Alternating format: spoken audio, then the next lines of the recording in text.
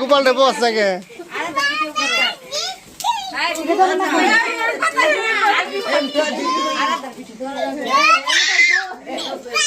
এটা জ্বালাই দিলাম ধরা দেখলি না তুই লই নাই আগে ধরা লাগে এটা আমি ধরাই ফুটা খারাপ দেখ কি সুন্দর বাতি দেখ দেখ দেখ দেখ বাজি ফুটে একটা শেষ হয়ে গেল ওই যে এটা কেমনে ধরাছে কেমনে ধরা আরে হয় না তুই কি কর